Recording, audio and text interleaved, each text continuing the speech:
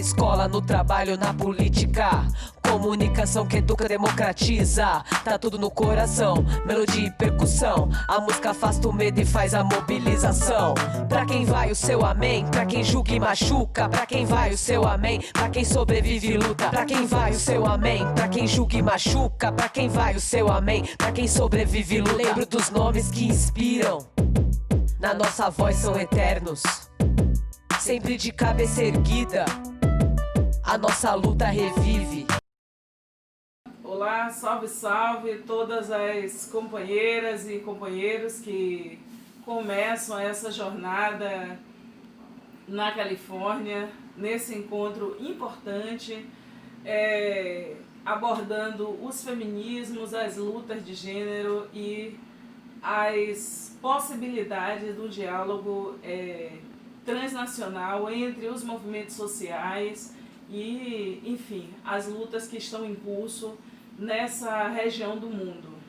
É importante a gente destacar que o momento que nós vivemos no Brasil, ele é extremamente difícil, mas levando em conta que nossos irmãos e irmãs, seja em Honduras, dada a crise humanitária que está posta para Honduras, fruto das guerras militares e paramilitares que se sustentam nos territórios, a situação do nosso povo na Colômbia, em outras regiões das Américas, a situação do Brasil é muito parecida do ponto de vista da situação dramática do genocídio, do feminicídio e de todo o ataque às comunidades quilombolas, às comunidades de terreiros, os terreiros de candomblé e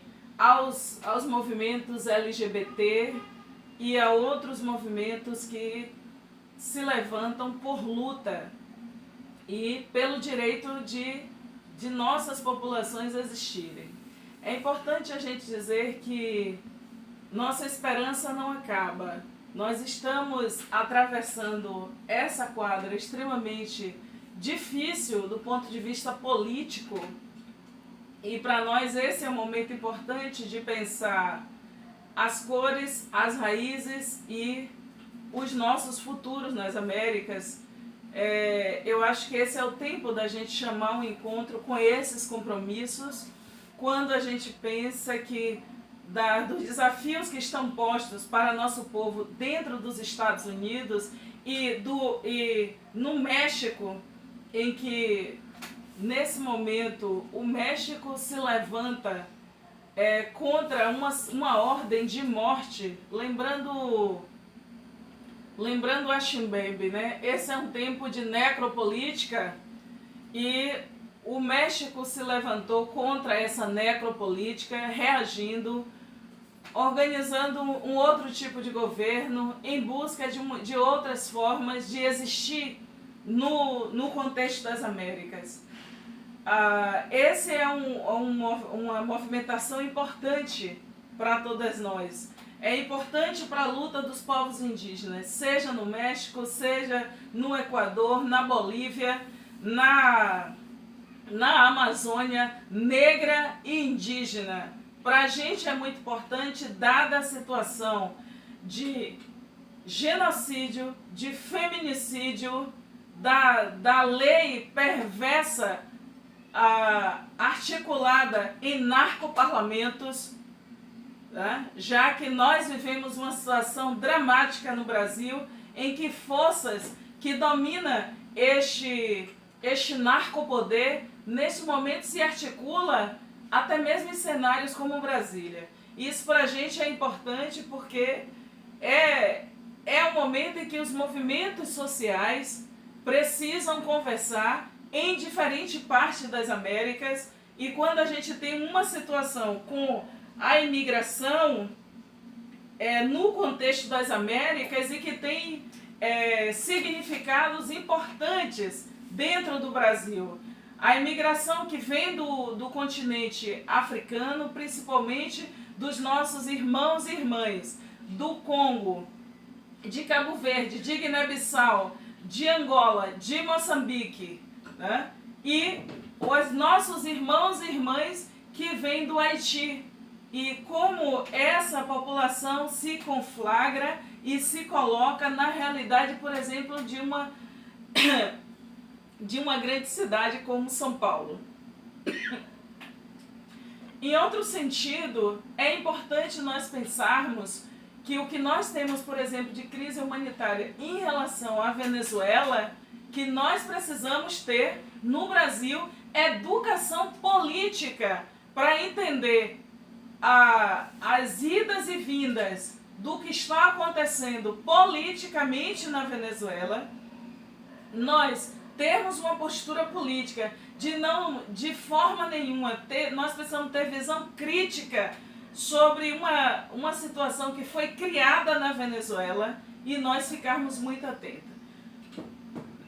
E ter realmente posturas, o Conselho Nacional de Ouvidorias das Defensorias Públicas, nós que estamos na ouvidoria geral da Defensoria Pública da Bahia, uma ouvidoria externa, portanto constituída por representações da sociedade civil, nós lançamos um manifesto nacional para que o Brasil efetivamente receba com princípios de solidariedade, de ajuda humanitária, todas as pessoas, sejam da Venezuela, sejam do Haiti, seja de qualquer outro país que busquem ajuda no Brasil. Mas isso não significa o Brasil se intrometer nas questões políticas de forma intervencionista nos outros países. Isso é uma questão muito importante, uma questão que envolve soberania nacional. De outro lugar, nós pensarmos hoje na questão da política de drogas, do encarceramento e, quer dizer, você tem uma situação aqui dramática no Brasil, que é de nós termos um absurdo de cerca de 63 mil pessoas mortas por ano no país, sendo que 76% delas são pessoas negras, né? Entre essa população negra assassinada, 94% são jovens com idade de 15 a 29 anos, e nós pensarmos que esse também é um país que tem 75 mil desaparecidos por ano e que o próprio Observatório Nacional de Violência tem nos dado um quadro de que é provável que cerca de 50% desses desaparecidos, de 30 mil, né, cerca de 30 mil a 35 mil, essas pessoas estejam mortas. Isso é um dado importante para nós pensarmos, tá? E essa é uma situação em que nos diz, quando a gente traz aqui, por exemplo, e a gente diz qual é o sentido de um país que assassinou Marielle Franco, né? E a gente está aqui com a dissertação de Marielle Franco, que foi lançada dia 8 de dezembro aqui no Teatro da Casa Preta, no Centro Histórico de Salvador, na Bahia, em que a sua família tem rodado o país para denunciar e exigir que seja desvendado esse assassinato de uma mulher negra, como diz o título da sua dissertação de mestrado, a redução da favela a 3 letras, né? O PP, a redução da favela a 3 letras, e do seu artigo que ela publicou na Bahia, que diz mulher negra, favelada e parlamentar resistia a pleonasmo. Nós estamos numa situação em que nós precisamos desvendar essa questão, porque é um caminho para nós compreendermos e fazer as frentes de enfrentamento. Também é importante a gente dizer que o Brasil, de forma dramática, em 2015, quer dizer, são 14 anos depois da Conferência de Durban, a terceira Conferência Mundial contra o Racismo, o Brasil, junto com tantos outros países nas Américas, é signatário da década afrodescendente de 2015 a 2024. No nosso entendimento, o que o Estado brasileiro deveria fazer nesse contexto é lutar para reduzir drasticamente esses dados da violência institucional dos braços armados do Estado, que são as polícias, que continuam considerando a população negra como o suspeito padrão. E esse suspeito padrão, que no entendimento do Estado pode ser abatido e esse abatimento ainda ser celebrado. Portanto, é importante nós sabermos, vidas negras importam nos Estados Unidos, tem movimentos que se organizam na Jamaica, tem movimentos que se organizam na Colômbia, como no contexto das mulheres de Cartagena e de Cali, e nós temos movimentos como as Mães de Maio que se levantam com muita coragem no Brasil. E esses levantes e tantos outros movimentos que com certeza vão se pronunciar nessa conferência da Califórnia.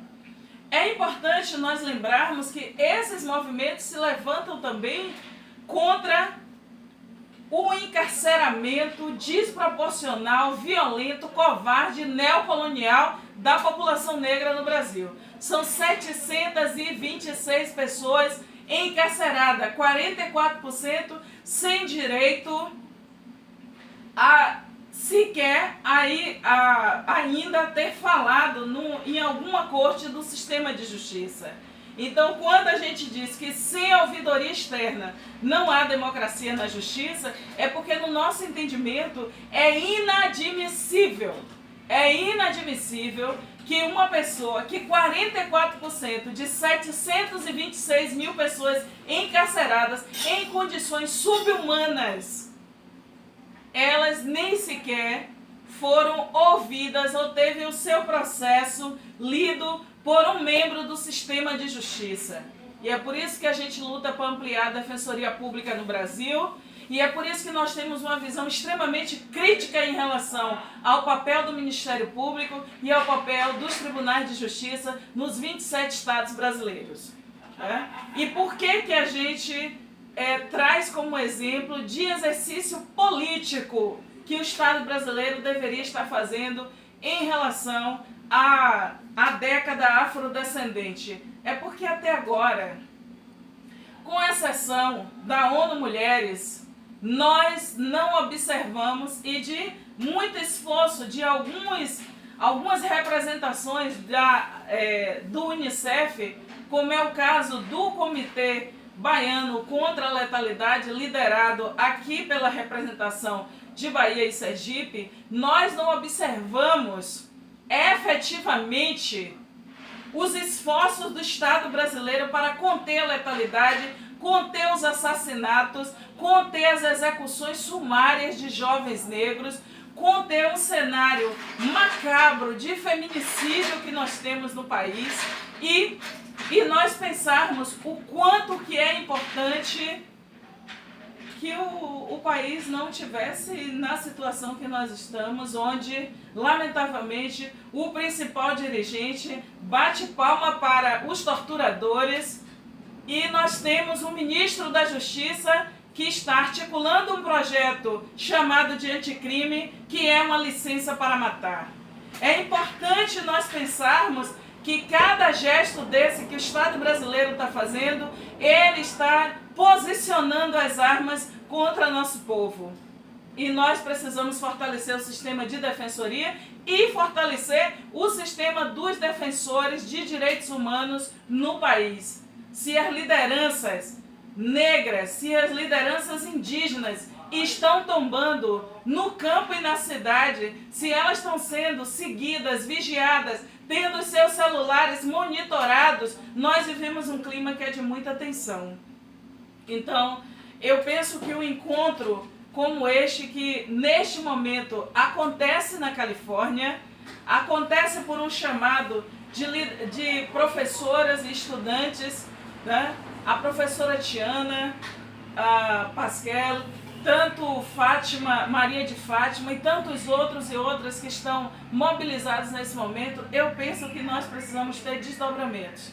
E os desdobramentos, no meu entendimento, passa por nós conseguirmos manter de forma horizontalizada e sem atravessadores um campo de diálogo por liberdade e democracia nas Américas.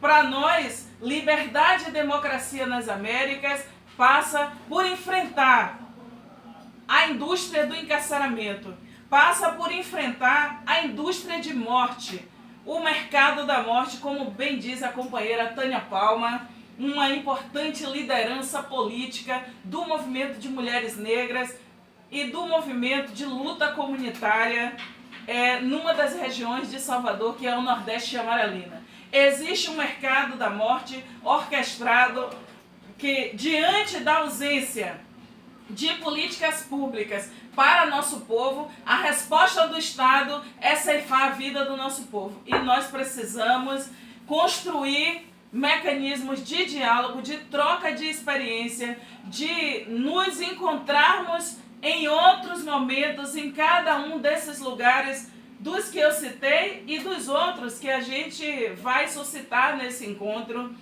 Seja que a gente precisa conversar com quem está na luta na Jamaica, em Honduras, no México, na Colômbia, né?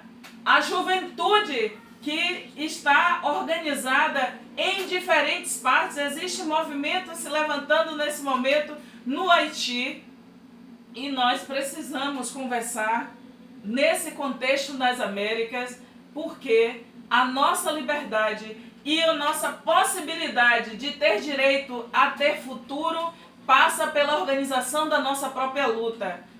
Governo é governo, Estado é Estado, e nós precisamos compreender qual é o sentido, né, que hoje nós temos quando, de forma contundente, a Anistia Internacional, sob liderança da companheira Jurema Werneck, exige desvendar o caso do assassinato de Marielle, saber quem matou e quem mandou matar, mas também é nessa organização que a Anistia Internacional e que tantos outros parceiros e parceiras, o movimento que nesse momento elegeu mulheres como Mônica Francisco na cidade do Rio de Janeiro. Esses são movimentos contundentes de mulheres que estavam dentro da subcomissão de direitos humanos, liderado por Marielle Franco, e que diz muito para nós do que nós precisamos fazer de continuidade. Então, que esses movimentos se encontrem. Que no ano passado, em abril do ano passado, nós estabelecemos como parceria na Bahia e recebemos o 3º encontro internacional de mães e familiares de vítimas do terrorismo de Estado. Esse para nós, desde estarmos nas casas, 5 horas da manhã, fazendo café junto com essas mulheres e construindo os documentos e os manifestos, até o momento da gente estar nas plenárias. Isso pra gente é um tipo de organização da luta, seja as mulheres que estão no Ceará, as mulheres que estão em São Paulo, no Rio de Janeiro, na Bahia, em Pernambuco, em Brasília, em Porto Alegre, as mulheres que estão espalhadas por esse Brasil afora, que quando sentaram com as mães que estão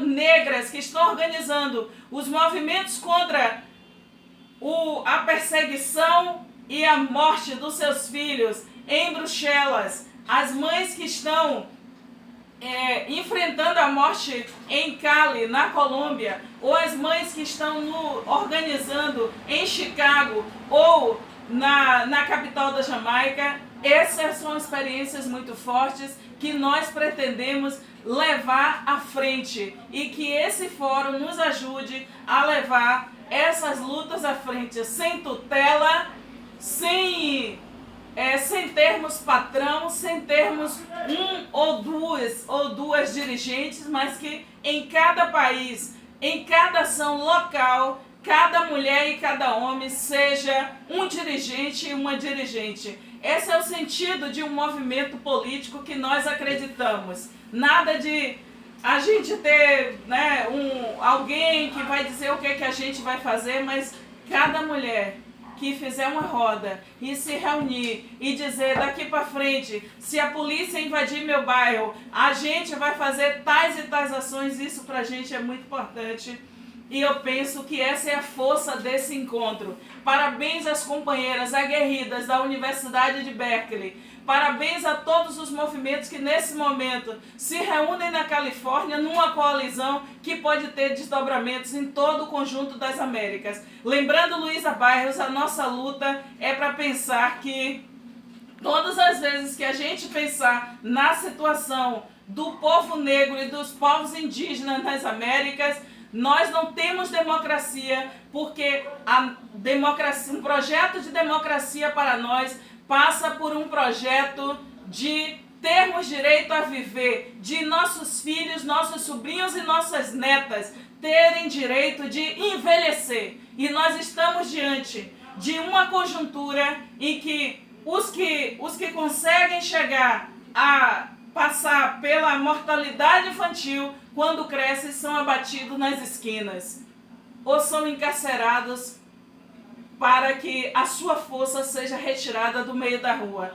Então nós acreditamos num outro projeto de sociedade e nesse projeto nós anunciamos a nossa posição é de uma esquerda negra, feminista, antirracista, internacionalista e anticapitalista. É importante que a gente coloque a nossa posição, lembrando a Sata Shakur, nós não vamos dormir com aqueles que tramam a nossa morte.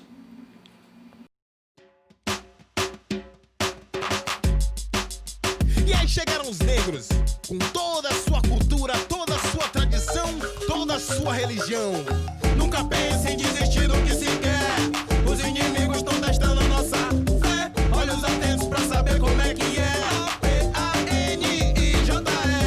Nunca pense em desistir do que se quer, os inimigos estão testando a nossa fé. Olhos atentos pra saber como é que é. P-A-N-I-J-E. O que nos une é muito mais que ideais, é o desejo de louvar os ancestrais, com a ambição do meu povo e nossos orixás, com versos marginais, querendo sempre mais, pra destruir aquele que insiste em nos deter, pra descobrir todas as formas de sobreviver. Cabelo trançado, enrolado